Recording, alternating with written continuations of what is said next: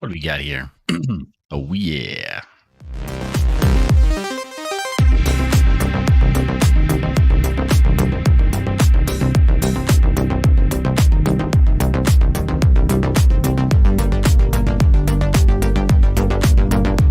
Ladies and gentlemen, thank you for tuning in. Thank you for being present right now with us on Mine Your Biz, our live stream, Tuesdays and Thursdays at 8:05, give or take, Pacific time. We have a little bit of an issue today, with our firewall, and that has caused OBS to, act up. So here we are, streaming live. Thank you so much for being present, for being supportive. Thank you for smashing the like button. Thank you for sharing this stream while we're live. Every click counts. And so I hope you will forgive me while I quickly click through some of my other content, because OBS's little routine today has forced me to restart my system. It just happens, doesn't it? Yeah, it happens sometimes. So thank you for your patience. Definitely appreciate you being tuned in. Let me pull up all of our articles, and then we're good.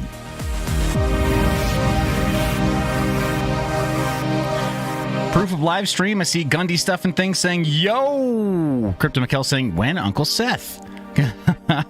Gundy stuff and things saying, show us the way. Being secure is a full-time job, my friend. Yes, it is true.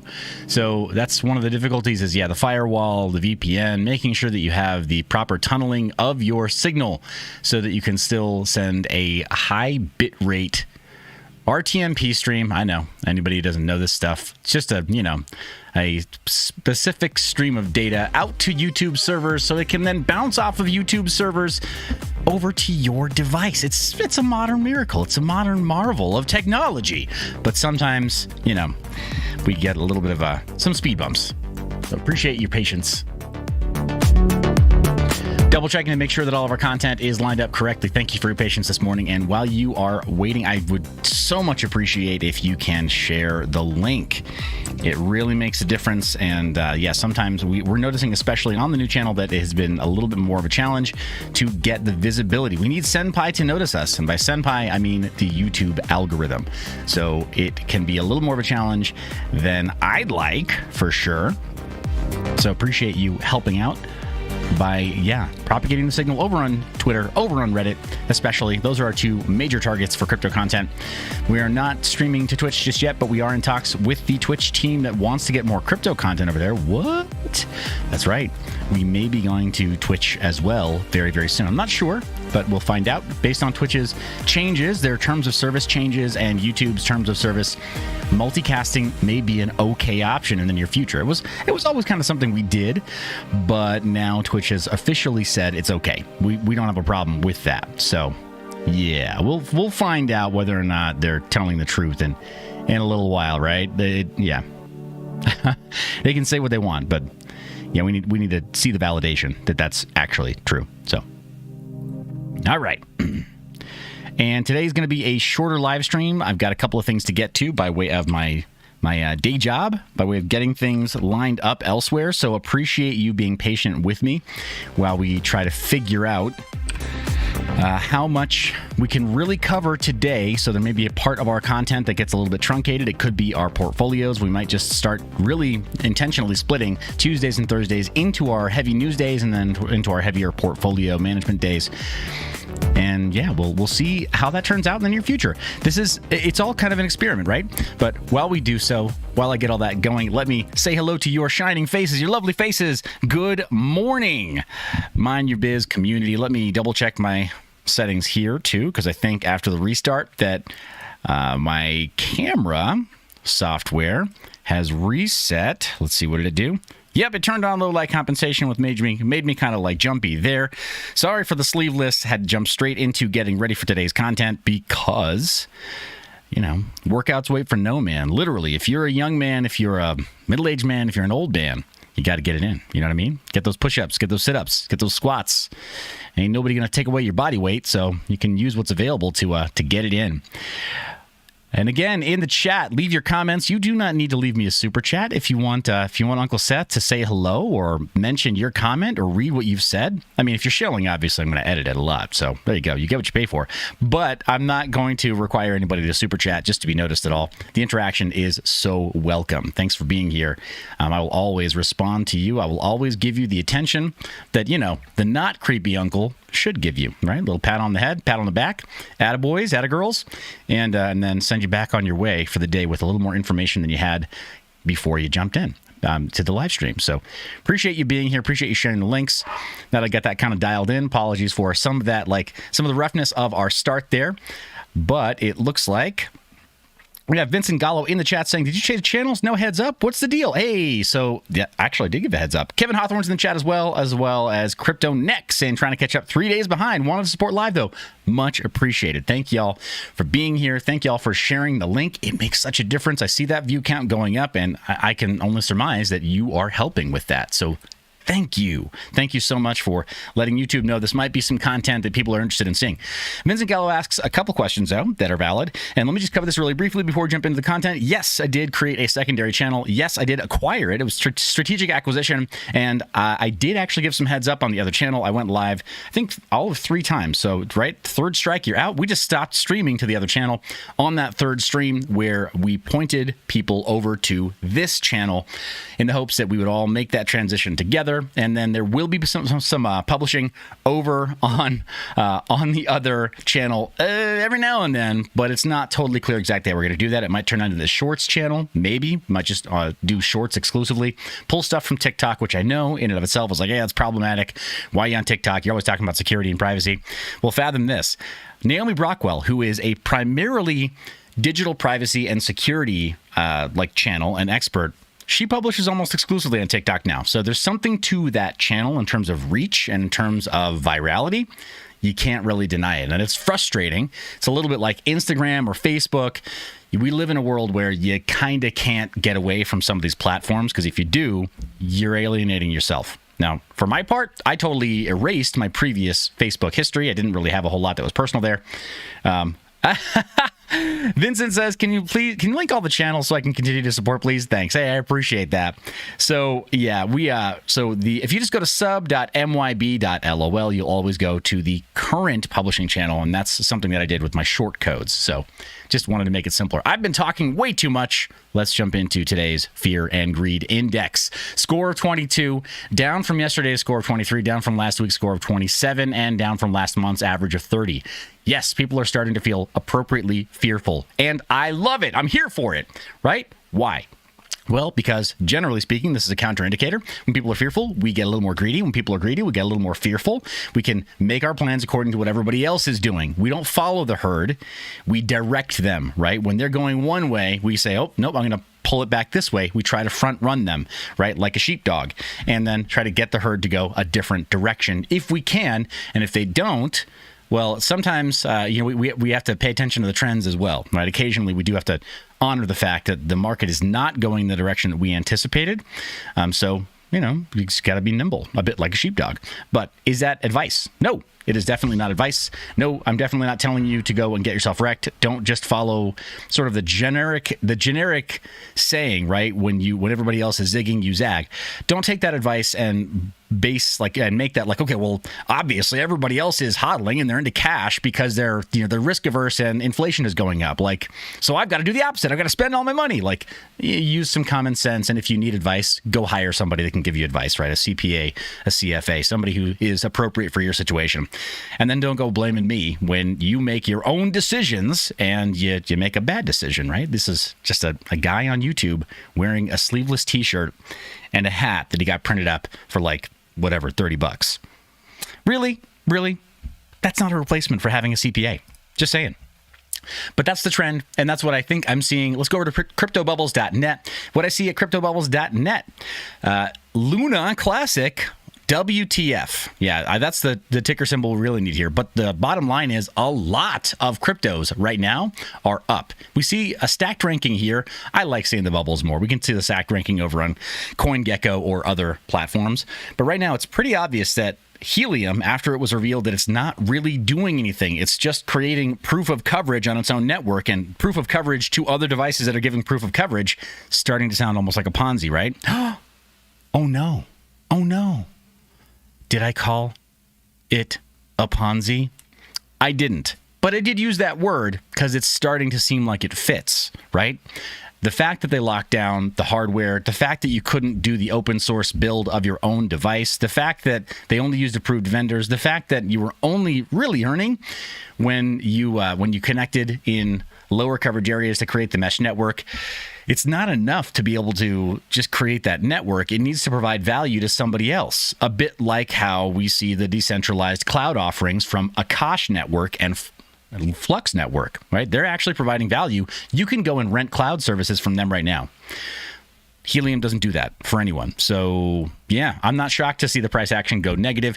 Raven is up in a big way. Ton token up in a big way. Even Bitcoin Gold up in a big way. And Ethereum Classic, right? So these GPU mineable coins, Raven Coin, Ethereum Classic, Bitcoin Gold, they're coming up, and it's not too big a shock with the pending Ethereum merge. But the main question for today's episode is, will the Ethereum merge hurt Bitcoin's price? Some people are saying that this is going to sort of front run a bit of stagnation with Bitcoin, and that it may result in sort of a terminal price action, right? A sort of a death spiral for Bitcoin. About that, I'm not sure, but I'm not going to shut the door on that idea. You tell me what you think as we go today. Do you think it's possible that the Ethereum merge, with all the technological innovation that Ethereum has been doing over the last several years, and in every time frame, right? 1 year, 5 year, and then all time, right? For all of its recorded history, Ethereum has outperformed Bitcoin in the financials. Do you think that its price action indicates that it will somehow tank Bitcoin? Do you think that's possible, that Ethereum could hurt Bitcoin and its price? Tell me in the chat as we go. I'd love to get your opinion on it, love to get your feedback, and just give me a gut check here. Am I way off in even asking this question? Is it totally impossible that Ethereum, the fact that it's really shiny and does a lot of cool things, is it even possible that it can hurt Bitcoin, or is that totally out of the question? Let me know as we go. But going back to our screen share, we can definitely tell that, these aren't rational markets. People are doing really speculative plays like Luna Classic, and they're winning. It's crazy. I said when we first started to see the death spiral of Luna that we needed to be really careful about getting ourselves involved in the Terra ecosystem. Hey, I see Alex from Blockchain Strategies and Mining. It's so great to see you in the chat, man. I can't wait to chat more about Ethereum Classic on the upcoming live stream. I think that Serpent X Tech should have sent you the invite for our big live stream 4 days from now, primarily on his channel. I will be doing a backup stream here, a fallback channel stream here on Mine Your Biz. But Serpent X Tech has coordinated all the boys, right? All the homies. We're going to talk about Ethereum Classic, Ravencoin, Flux, Ergo, all of the alternatives to Ethereum mining and to the hash rate that's currently going on Ethereum, and maybe what we can expect from the Ethereum merge. This is a theme, of course, of all of our content, but that day, it's going to be a round table. We're going to have everybody we had on the previous EIP 1559 live stream and more. I'm so excited that Alex hopefully can make it. I think that invitation came, so hopefully that will work out. Okay, he's confirming in the chat that he will be there, and I'm looking forward to it. Alex is a good dude. You haven't seen a whole lot of content from him, right? He's not a regular content creator, but his stuff is powerful, right? So when he does create content, I love to see it. You'll love to see it too, I promise. So Gundy Stefan Thing says, oh la la, you had me at collab. Gundy, you should be there. I think somebody from DCA Adventure should be there. I know the invite went out, so y'all sleeping on that invite? Get back on it. I think it's pretty much open.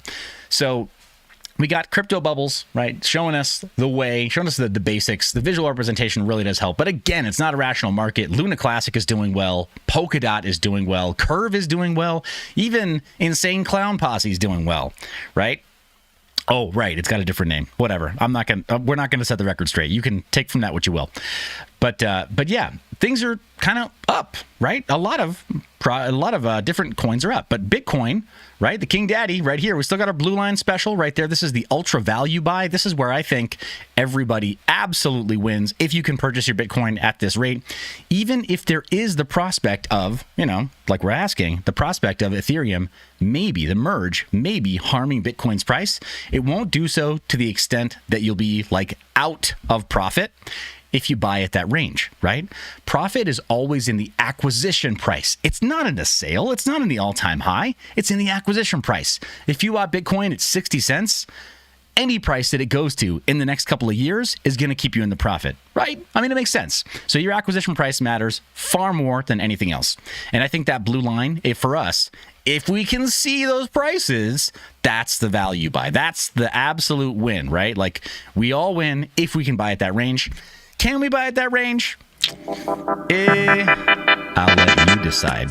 In the meantime, be sure you smash that like button and click the share button. It helps while we're live. It really helps while we're live. So I'm going to keep on asking. I apologize. It's part of the game. Thanks for playing with me. But yeah, that would be our value buy range right there. Let's take a look at the cost to mine one full Bitcoin. The basic numbers over on insights.brains.com, and we've got the rest of that linked for you down below. For your convenience, everything that we share on this channel, by the way, we always link to it. I don't hold that over your head. I don't make you wait till later on. We link to it, so it's actually useful to you after we're done recording, at least for the news articles. But this is available down in the description. We're going to go to 104 terahash. We're going to go to 3,500 watts. This is closer to the current state of the art, and we're going to bring it closer to 8 cents. But we know that to maintain profitability with the pool fee of 1%, we probably want to try to find 7-cent power. Current break-even point is 9.9 cents per kilowatt hour for mining Bitcoin, right?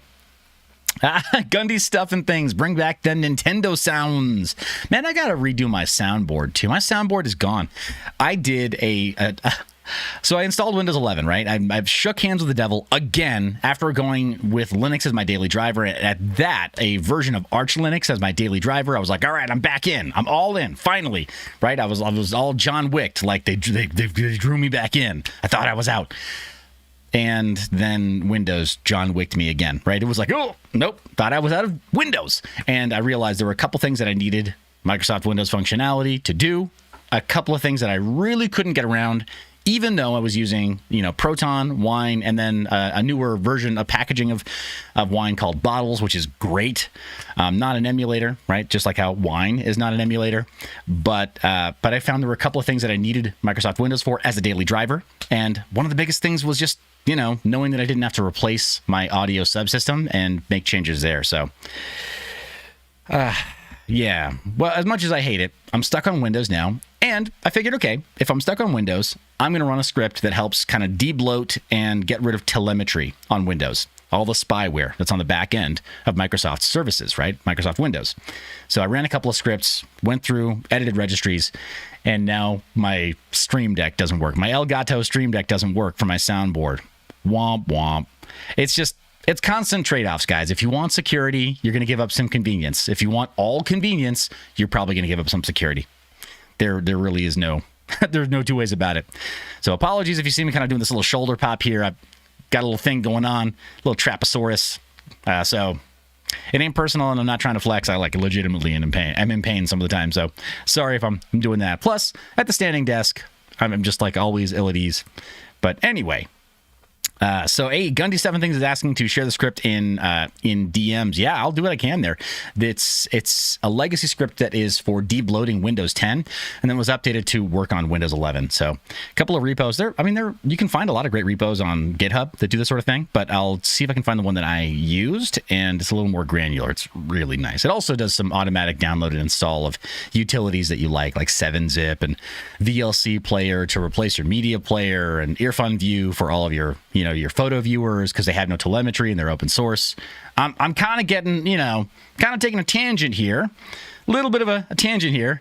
IATG 2001 is reminding me that it's old age, baby.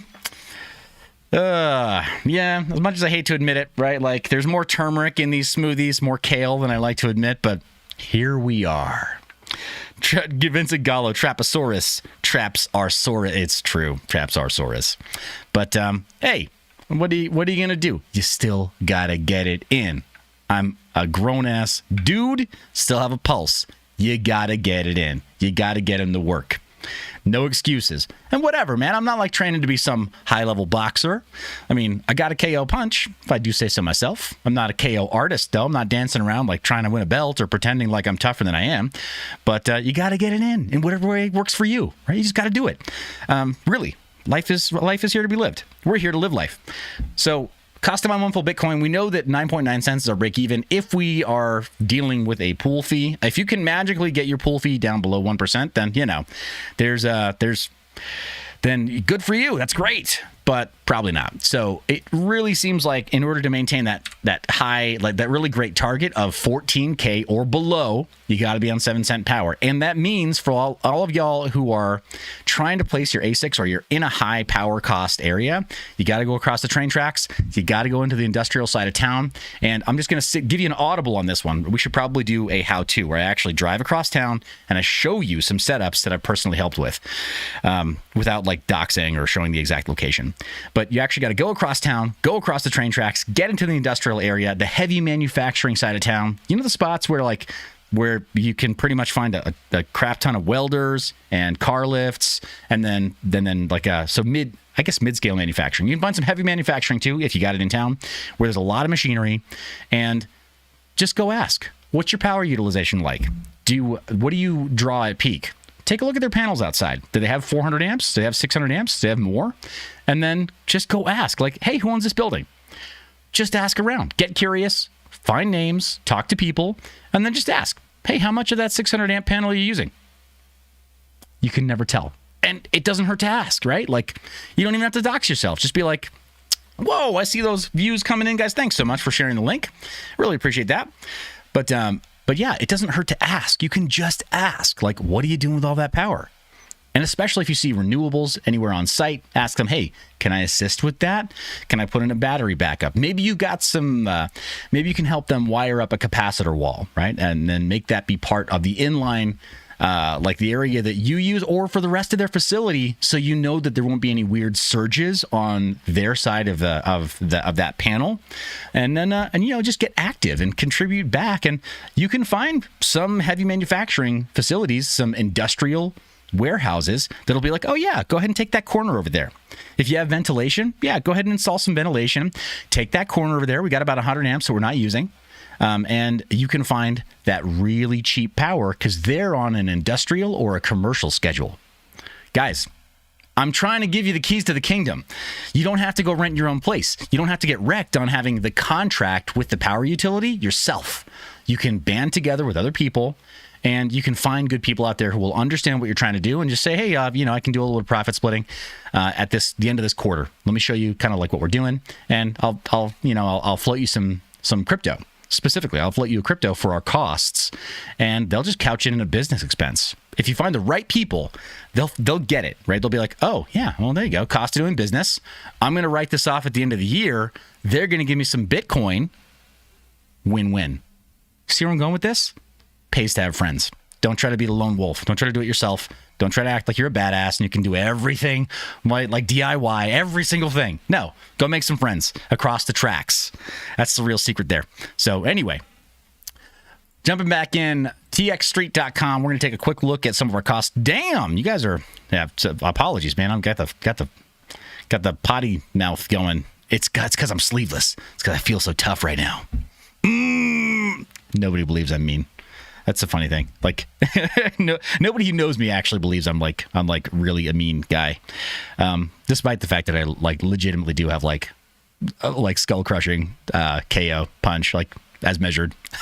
I just like people too much. That's the thing, right? Like I do. I like people too much. I'm not out there to hurt people.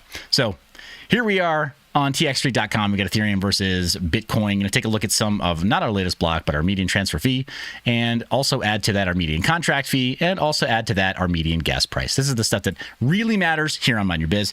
Current transfer fee is 80 cents, give or take, and current contract fee is under $3. We have not seen prices like this in a little while.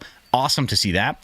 Over on Bitcoin, get rid of the latest block, just keep our median fee, and then our median fee as measured in sats per VByte instead of dollars. And currently, about 40 cents, also not bad, but it's crazy that to transfer Ethereum, it's only about double what it is to transfer Bitcoin right now.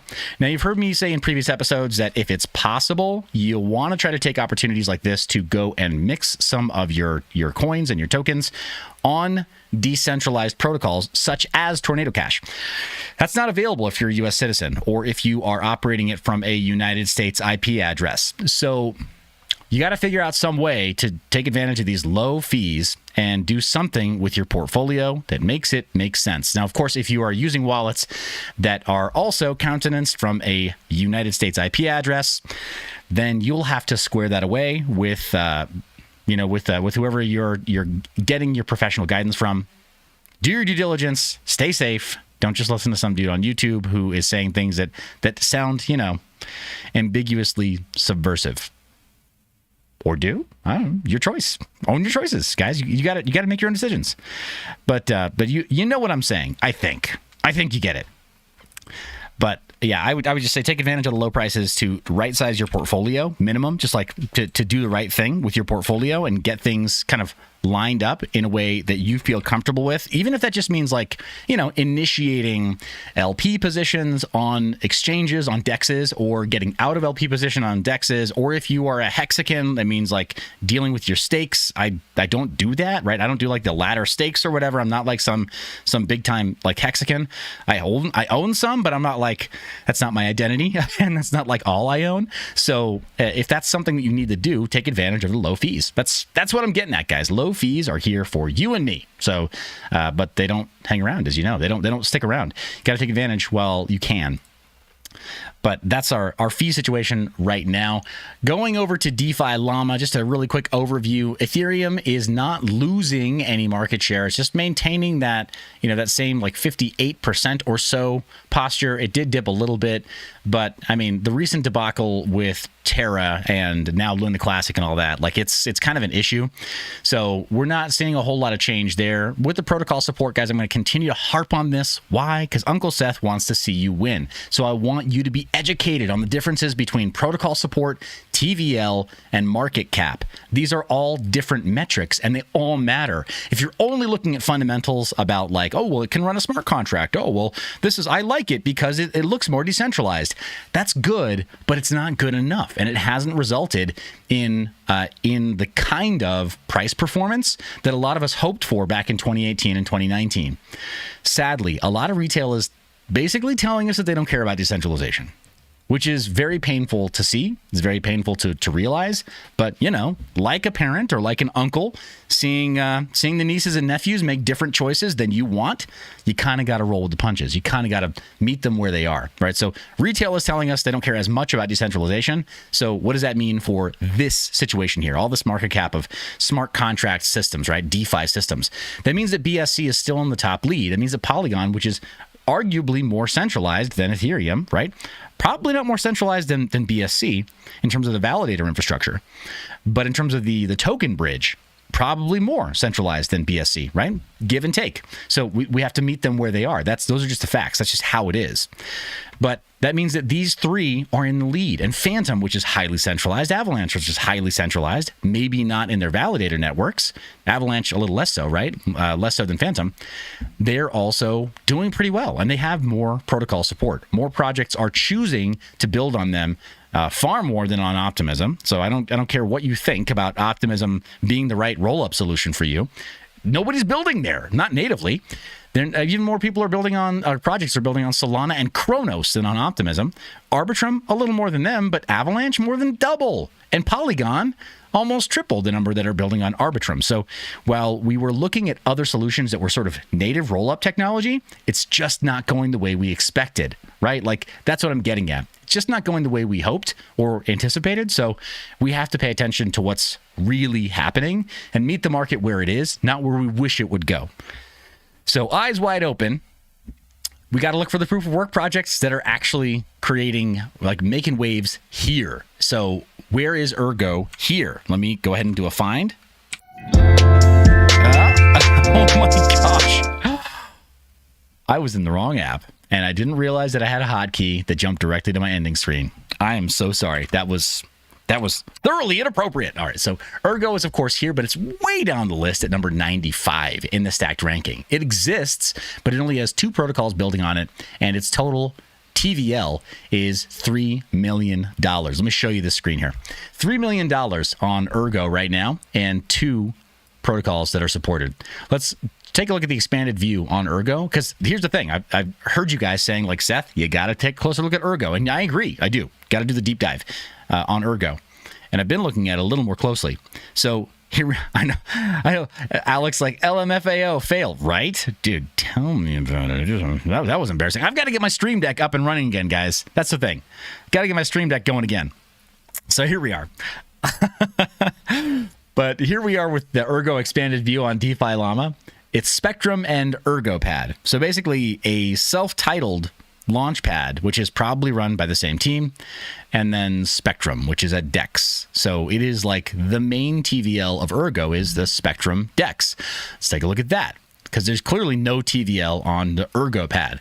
I mean, we can look at it, but I don't know why we would do that, right? So ErgoPad is holding all of the TVL for Ergo right now. Kind of makes sense. It's a bit like how on Cosmos, we got Osmosis DEX that holds a lot of the TVL for the Cosmos ecosystem, but not all of it, right? You got a lot of other coins and tokens that are trading over on Cosmos, or IBC, I guess you could say. So, yeah, guys. It's so crazy. That's the other problem with Electrum apps, right? Apps such as OBS and others that build.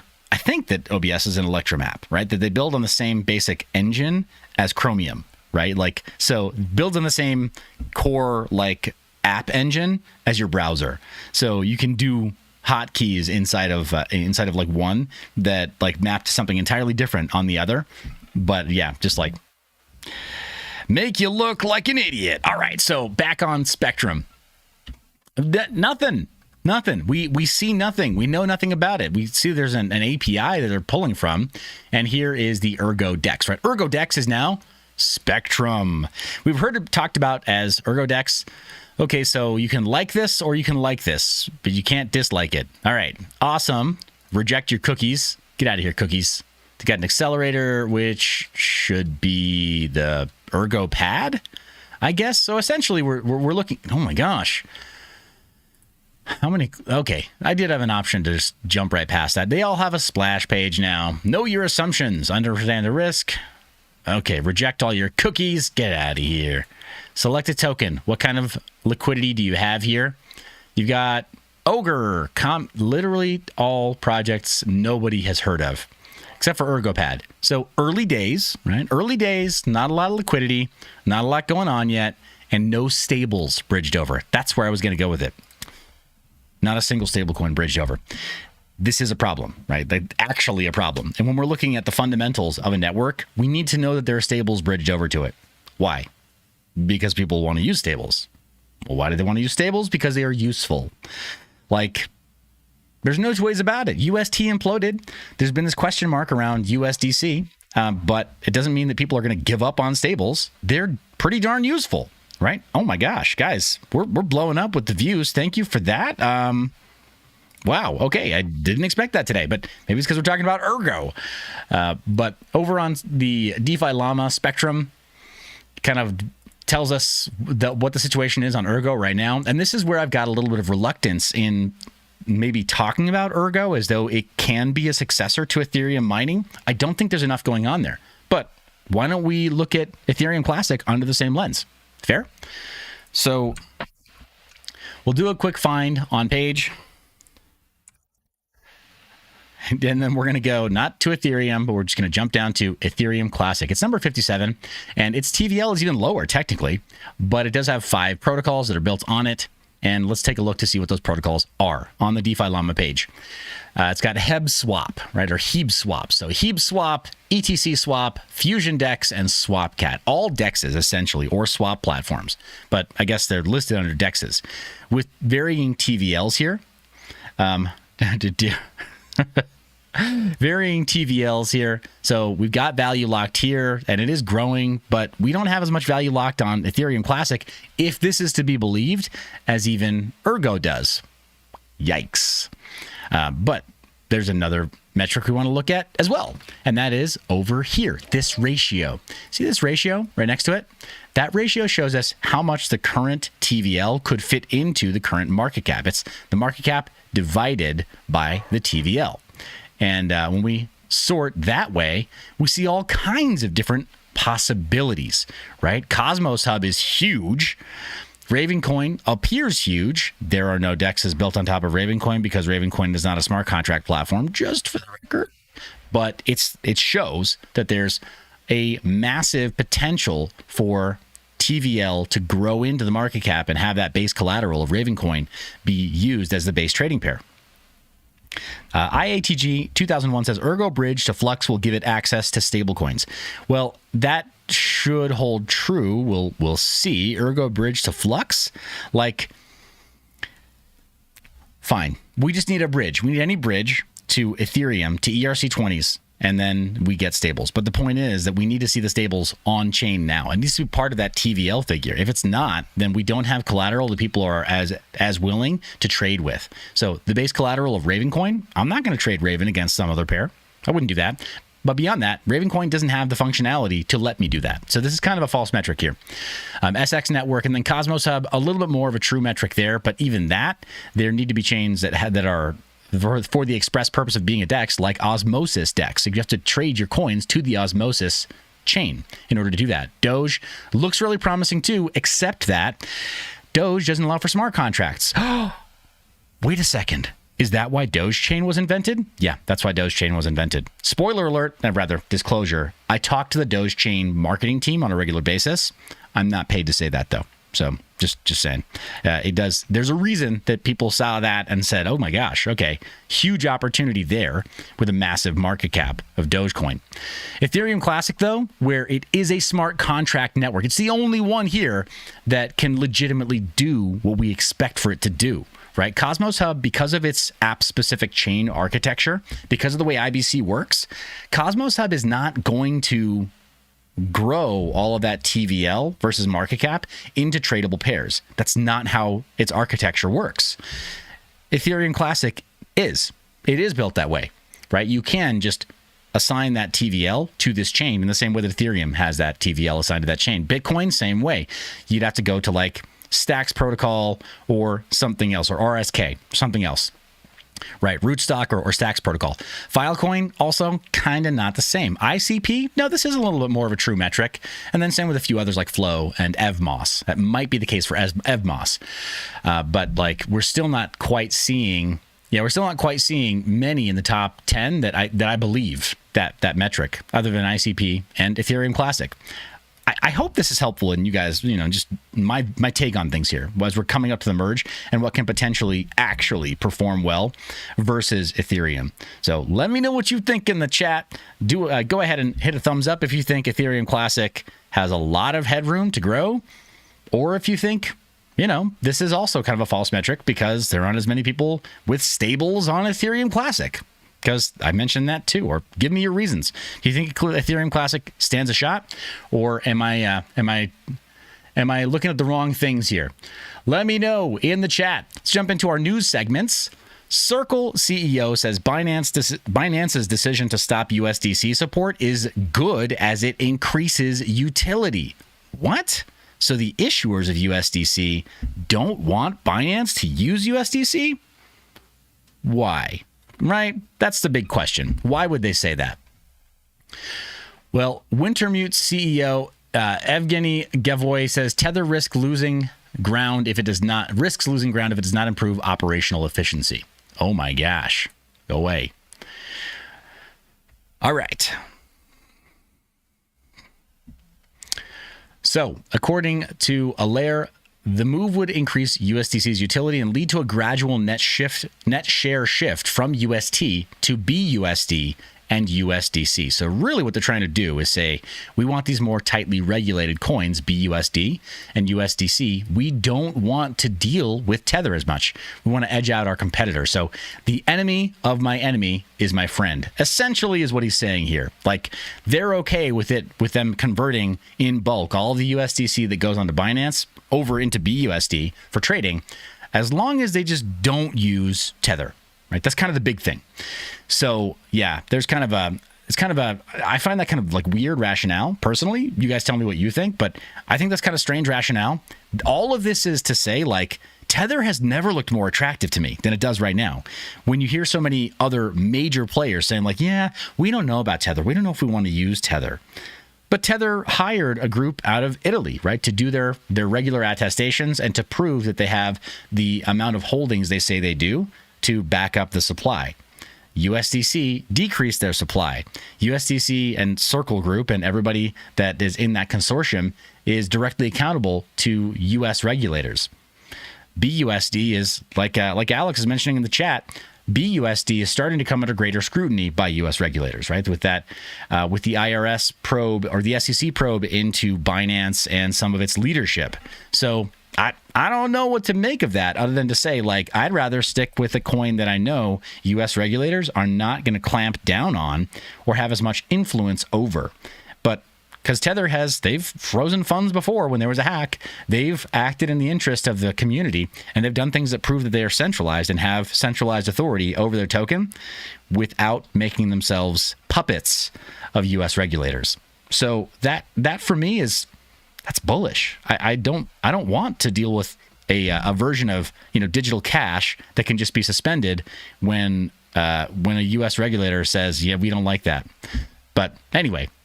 It looks like the Wintermute is supporting Binance's move. Everybody's kind of supporting Binance's move. We've talked about it. When we cover our portfolios, we'll do that really briefly.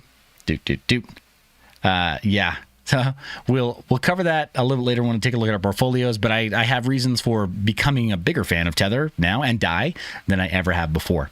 So, yeah. But mainly, it has to do with decentralization and permissionlessness. Like, the more you tell me you're going to comply with regulations, the more I realize you're not really permissionless. You're trying to play with the legacy systems, and that's not why I got involved in crypto, frankly. But in the next news, cryptonews.com brings up this headline: will Bitcoin really go into terminal decline after the Ethereum merge? And that's the central question of today's live stream, guys. I would still love to get your feedback on this as we go. Do you think it's even possible for Bitcoin to be affected that badly by the Ethereum merge? And we'll read through some of the key points of this article to ask more about that. So, as the long-awaited Ethereum merge draws closer, one of the most interesting facts about the 2022 bear market is that Ethereum has outperformed Bitcoin along pretty much every time frame. But that's been true for years now, right? If you were an early ICO holder of Ethereum, you've outperformed Bitcoin over, several time frames as well. You're much happier holding the 2,000 Ethereum that you got from that ICO than holding the 1 Bitcoin that you got from that ICO. It's just vastly outperformed it, and dollar for dollar has done more for you, right? Getting 2,000 of those versus having the 1. As of writing, ETH has risen more in the past 24 hours versus in the past week, in the past month, in the past 90 days, past year. But it's also true for much longer time frames. So, does short-term rally mean that ETH is going to overtake Bitcoin for good or send it into long-term decline? And I think they're asking the wrong question. I think I'm asking the right question. You look at it over its inception and then from the last halving cycle up till now. So look at it from 2017 until now, right? Like, did it do well enough from 2017, from bull market peak to bull market peak? Do we really feel like it's done what it needed to do? Has it also done from the last bear market bottom support to this bear market bottom support? Has it performed the way we expected it to perform? And then for its entire lifetime, has it performed better than Bitcoin? In a lot of ways and for a lot of those time frames, yes. So not just in the last 90 days, not just in the last year. It's done well for quite some time now. And then with it becoming deflationary after the Bellatrix upgrade, and then the last one, the Paris upgrade, to bring it into the so-called triple halving, will that be enough? Will that be enough to give it a stronger tokenomic value because of scarcity, because of it becoming deflationary? Well, their question is, will Bitcoin suffer a terminal decline? For my take, my part, I think no. Bitcoin will not suffer a terminal decline. Ethereum doing well doesn't necessarily mean that Bitcoin has to do poorly. You tell me what you think down in the comments. I'm going to take a little sip of my smoothie because I'm an old man.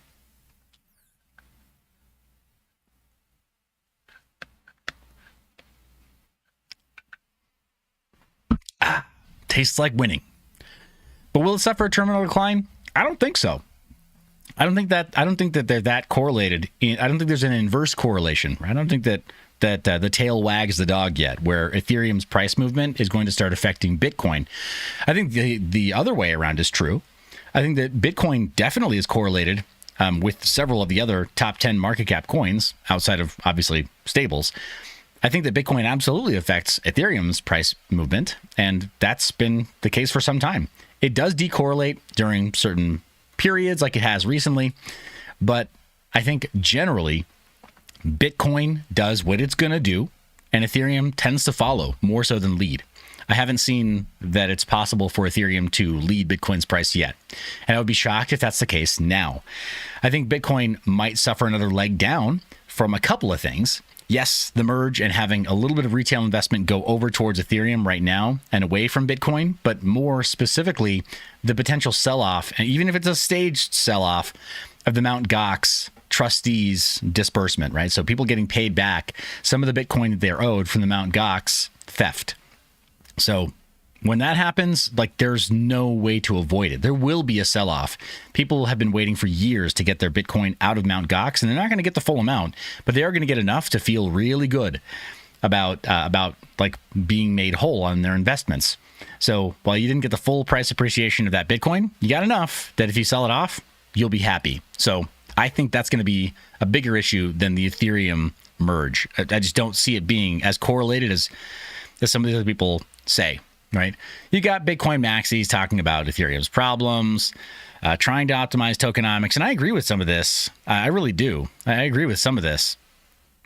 Yeah, optimizing for tokenomics over decentralization, security, and resilience. The so-called blockchain trilemma, the term that Vitalik Buterin, that he coined, they've stopped talking about it in terms of decentralization. The third part of the trilemma, right? There's security, there's speed or scalability, and there's decentralization. He's stopped talking about it in terms of decentralization. Even the Ethereum core devs have started saying sustainability. That's what they're saying now, right? They're bowing to the ESG narrative, and they're going to get, what people who bow to the ESG narrative get. So I don't agree in large part with the direction of the Ethereum Foundation, right, and the Ethereum core devs. But yeah, so I don't think that people who believe in Bitcoin are going to be like, oh my gosh, you finally got away with you did away with proof of work. Finally, you did it. You guys are amazing. Great, good job. No, Bitcoin maxis are absolutely convicted of proof of work. Like, they totally believe in proof of work. This is not going to change their minds.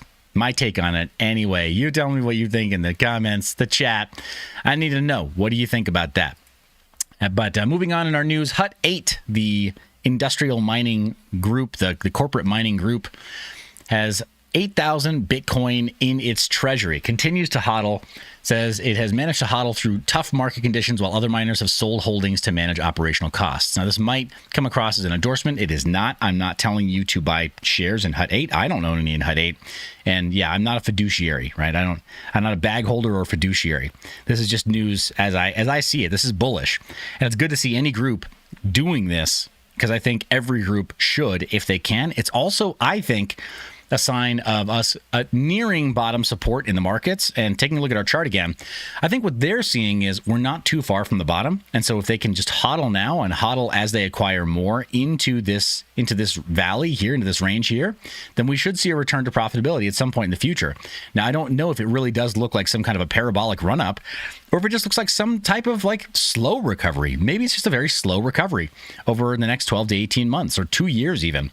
But I think what they're seeing is it makes sense to hold as much Bitcoin as they acquire now and not sell the bottom, right? Like, that's just good business. Why would you sell the bottom of the appreciation for your best asset? Their assets are not hardware and not infrastructure. Their assets are Bitcoin. So like, their Bitcoin's going to appreciate when their mining rigs don't. When their mining rigs become useless to everybody else, their Bitcoin might see 10% or 20% or 50% increase in its value. So makes a lot more sense. Vincent Gallo says, nice milestone. Now Hut 8 can do another dilutive offering. Yeah, you make a fair point. You gotta pay the piper. They're getting their funding somehow. My point is that I still think it's better that they're not they're not selling off Bitcoin. As far as an investor narrative, it's going to work out really well for them not selling their Bitcoin. So kudos to them. I think they're making the right choice. And I think at the small scale, yeah. So Vincent says their assets are shares. Well, yes. But on the books, their assets are Bitcoin, right? Like, or their what's the word I'm looking for here? No, on the books, their assets are Bitcoin. Now, yeah. Selling dilutive shares, yeah, no, you're right. And their founder shares are not getting diluted. Their founder shares are doing just great. So kudos to them. Hopefully it works out. What I'm trying to get at is that I think it's a good model for anybody who's at the mid-scale or below, right? If we can manage to bear the cost of our mining right now, this is the phase during which we win, right? It's a lot harder to front that cost because we don't have dilutive shares to offer, right? Like none of us here that I'm aware of has dilutive shares to offer. So yeah, Hut 8 is just a company. Again, this is not an endorsement of them. I'm not saying you should go buy their dilutive shares. Like, not at all. So Vincent, we're aligned there. You don't have to go like give them money for them holding Bitcoin. You can go hold the Bitcoin yourself, right? That's the great thing about this market. So I think it is a signal though that they're viewing something that looks like bottom support in the near future. I think I am too. I've been very conservative in what I project could be the bottom and bottom support. I've said the entire time it could look more like 12.5 to 14K. Now, if it does dip into this value range, we're golden. That's awesome. But I've been saying for quite some time, it's probably closer to the bottom of this green range here. Probably. And I think that maybe Hut 8 is validating my assumption that we're not too far from bottom support now. That's mostly what I'm getting at, guys, by covering the Hut 8 news in general. So, yeah, I appreciate that. Vincent says, you're too nice. Yeah, maybe. Maybe I am too nice to them, but mostly I'm looking for validation of my model, and I think I found it. So, yeah, maybe I'm off. Maybe they're off. Hey, got it. You guys use cookies like everybody else. Curve has seen a $33 million outflow of staked ETH from Three Arrows Capital. Say what? These guys are not dead. Right, they're not dead. So there you go, Three Arrows Capital withdrawing $33 million of staked ETH. What does it mean? Well, let's take a look. First time in roughly 10 days, one of the wallets associated with the troubled cryptocurrency hedge fund, Three Arrows Capital, has moved some funds. On-chain data reveals that the address moved $33 million worth of STETH from the Curve liquidity pool alongside roughly $2 million worth of Bitcoin. It's hilarious that it just pales in comparison. Yeah, the staked ETH has done so much better. But data from Etherscan reveals an address associated with Three Arrows Capital has removed $33 million. The transaction can be tracked here. I'll put that into our show notes later on. The address ending in this number also removed 202 wrapped Bitcoin, and specifically the ticker symbol WBTC, about $4 million in liquidity. It's funny. Funny there. There doesn't seem to be any reasoning behind the move. It's worth noting the latest developments of Three Arrows Capital took place at the end of August. Back then, Teneo, the liquidator of 3AC, received approval to probe the financial records of the company in Singapore. So what does it mean? Literally nobody knows, but those are the facts of some on-chain movement regarding Three Arrows Capital. I think really what I'm taking away from this is that all of these like corporate liquidations, all of these corporate failures, they're far from over. The story is not over when it comes to Three Arrows Capital and all of the other creditors and people being made whole. We'll see what happens next. It's important to just be aware that stuff is happening on the back end and on chain that is going to affect price movement in the near future. It should affect price action in the near future. You know, 5 million or 38 million in total of a sell-off from a group like this is probably not going to move the market very much, right? Not for Ethereum and not for Bitcoin if they, dumped it into one or the other. But we do need to be aware of what these guys are doing. It is going to have trickle-down effects. It is going to have knock-on effects, right? Ripple effects into the market. Isn't that terrible? You can't even say that anymore. Ripple Labs has destroyed a commonly used word. Where you normally just want to say like ripple effects, and now it's like, no, I'm not talking about the ticker. No, I'm not talking about the company. I'm not talking about XRP.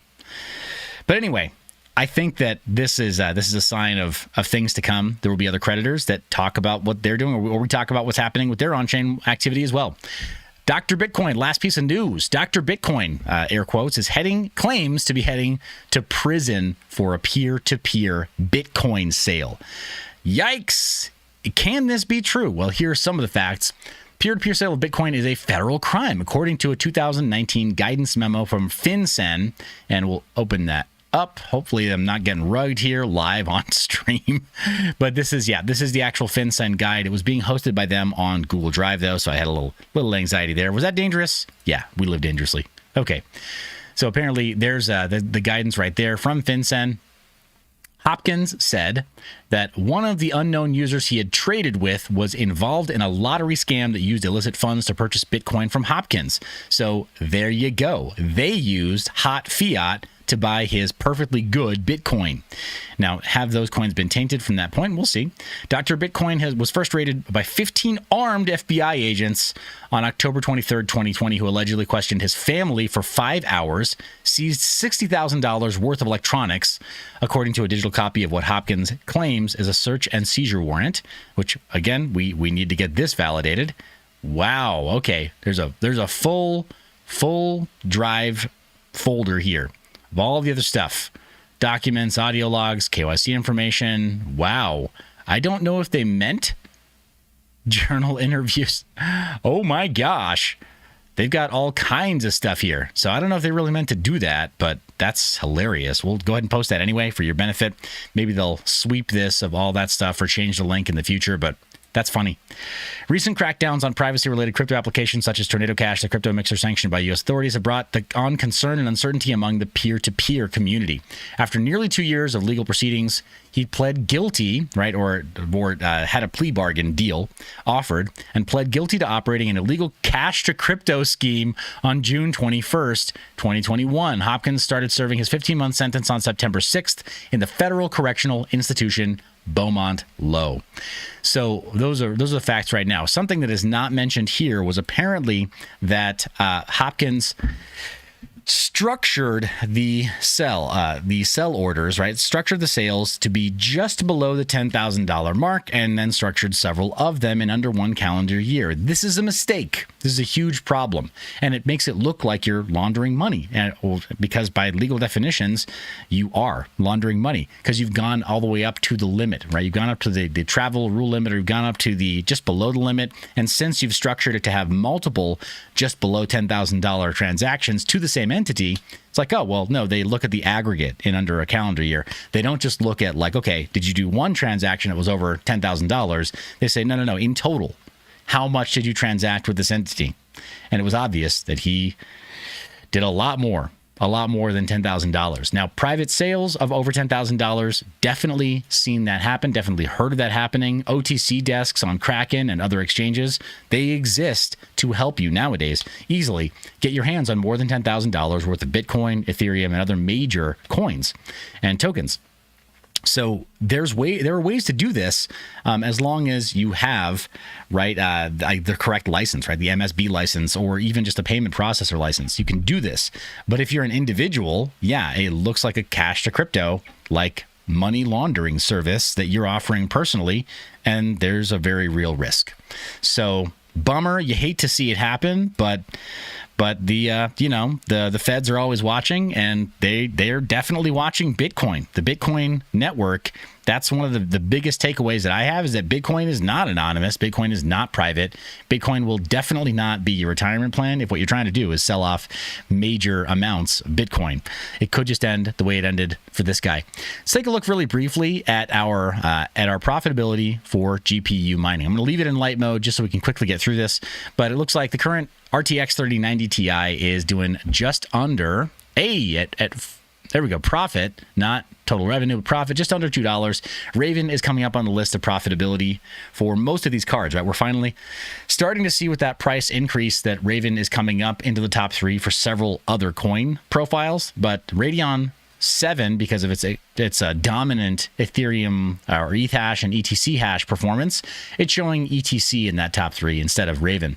But nearly every other coin or every other card profile is just doing really well on Raven. But it is kind of, there you go, like equal parts Raven and then ETC. Firo's on the leaderboard as well. Bitcoin Gold is coming up because of that price pop that we saw over on Crypto Bubbles. Flux is on the list. But mostly the usual suspects, guys. We've been talking about these coins for months, right? For months and months. Conflux is also on the list, but notably absent, we're not seeing Ergo in the top 3 for most of these different coin profiles.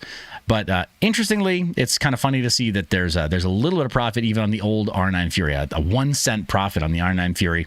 And even the 4 gig cards are showing some profit at 14 cent per kilowatt hour power. As mentioned earlier in the live stream, guys, get out, make friends, go across the tracks, win. Don't get stuck on 14 cent power right now, because you will be forced to liquidate more than you want to. And that's going to cause you a problem down the line. Don't get yourself on the hook for a massive power bill at your own facility, because it ain't all it's cracked up to be. People who do that, like, if you're going to do it, you got to start co-locating with friends. If you got the best power rate of everybody you know, and you know people who are mining, then guess what? You're the guy who owns that facility that's across the tracks, and you got to start making friends with people who need to put their rigs somewhere. See where I'm going with this? This is the time to collaborate, to co-locate, to congregate all the machines. If we don't get them rallied around the cheapest power that we possibly can, it's going to be really hard to carve off that profit. And I don't think we're at the bottom of the market yet. So it's going to get harder and harder. This is just going to keep developing in that direction. Let me log into our portfolios so I can continue the last part of the live stream. And while I do that, check into your chat in just a second here. But what is everybody mining right now in preparation for the merge? Tell me in the chat. Tell me live, guys. Your comments they're food to me. They are fuel to me.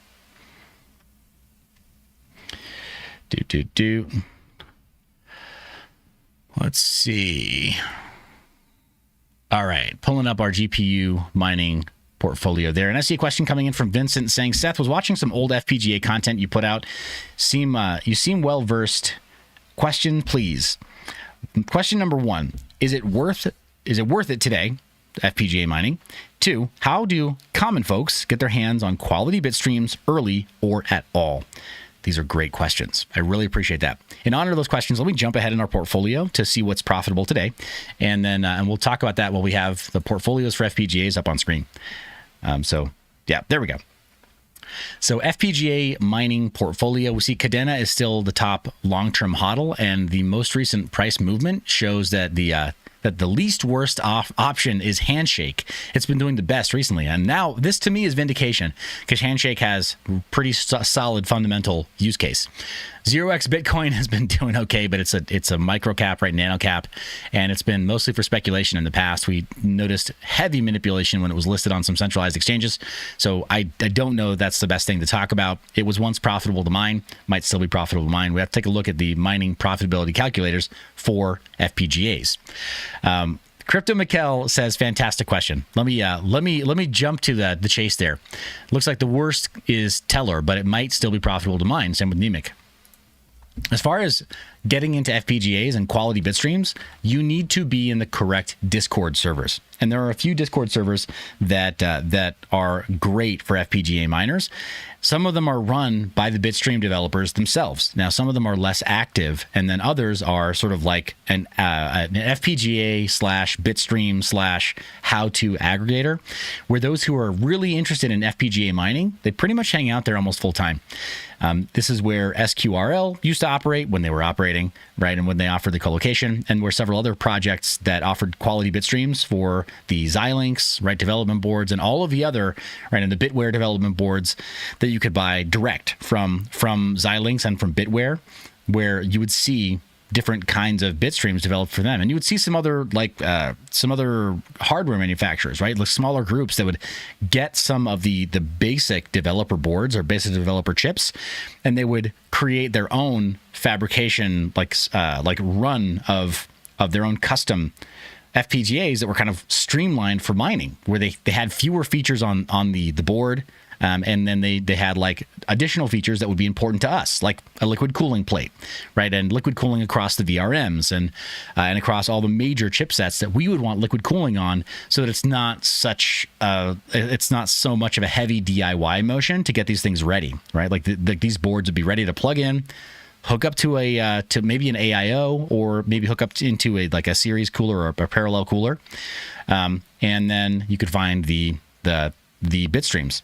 Crypto Mikkel drops some knowledge here. Says Osprey makes it easy for people to get in now. Osprey was one of those groups that was making their own custom boards and custom solutions. And then in some cases you could get you could order larger systems. They designed them to have multiple cards, FPGA cards, in one unit. So Vincent says, what are those discords, my man? I'm not going to list them publicly. What I am going to say is that, because they're pretty, whatever, they're not secret or anything, but I'm not going to talk about them publicly just because it is a smaller community. So yeah. So there, hit me up in the DMs. That's the way to get a link to that, and I'll link you to one of those discords if you are serious about it. Because when you go there, you're going to notice it's pretty much just diehards, and they will treat you badly if you're not there to absolutely you got to put up or shut up. If you're there and you're not contributing immediate value to what's going on, if you're just there to be hey, somebody hold my hand, they will they'll give you a hard time. So if you're serious about it, hit me up in DMs and I'll send that back to you. But for the purposes of the live stream, FPGA mining, it's high performance. It's never going away, right? It hasn't gone away since the earliest days of FPGA mining Bitcoin, right? SHA-256. But it is not for the faint of heart. It's a different kind of mining, for sure. Crypto Mikkel knows what I'm talking about. He's definitely done some FPGA mining for himself and for other groups. So yeah, it's a different beast for sure. The Black Miner F1 and the F1 Mini, those are interesting, but they're not how you get the top earnings in FPGA mining. They're just not. If you're looking at one of those devices, you're probably better off just figuring out, is there an ASIC that fits my needs better? I'm just going to, just shoot straight there. Probably looking for ASICs and not really an FPGA. But that's our FPGA mining portfolio. Let me jump into, just for purpose of brevity, let's go to our GPU ETH replacements and then take a look at our stables for today's show and figure out what's good in those areas. We've added a couple of coins. Zano's on the list. Epicash, Nyaxa, and a couple others are on the list just because I strongly believe that while it might be true that Ethereum Classic can support a lot of the developer activity that Ethereum does support right now, and while it has the highest market cap of all of these ETH replacements, so it can help support large-scale mining operations better than any of these other coins can, it might not be the highest profitability. So the price action, or the price of Ethereum Classic, might not follow the hash rate increase that's coming after the merge. So that's just the reality, right? Again, we got to look at these markets as they are, not as we wish them to be. So we might want Ethereum Classic to become a clear winner. It might not win, unfortunately. That's the reality, right? What is it? What is the? I think it's Jean-Luc Picard, I think, but it's a Star Trek quote. The sad reality is you can do everything right and still lose, right? The Kobayashi Maru problem. You can do everything right, and you can still be in an unwinnable situation. So Ethereum Classic might make all the right moves. It might look right from the outside, and it might not win, right? It might not become the de facto replacement for Ethereum for proof-of-work miners. Its price has definitely popped up recently, I think in no small part due to a really great community, people like Alex from Blockchain Solutions in the chat, people who are talking about it very vocally and who are putting their rigs, right, their money where their mouth is over on Ethereum Classic. Ravencoin, same thing. It can possibly grow, right, by a 10x and still be lower than the total market cap of Ethereum Classic, and then still wind up not finding its use case and wasting everybody's time. That's totally possible. And its Satoshi value versus Bitcoin versus just mining it selfishly and dumping it, it might not grow back to its all-time high. That's possible too. Same is true of Flux. It was on its way to gain towards the $5 mark and then towards the $10 mark. I've said on this show that I strongly believe that Flux could be a $10 coin. It could absolutely go 10x up from where it is right now. That would only give it about a under $4 billion market cap. Does it have the use case to sustain that kind of market cap? Yes. Yes, it does.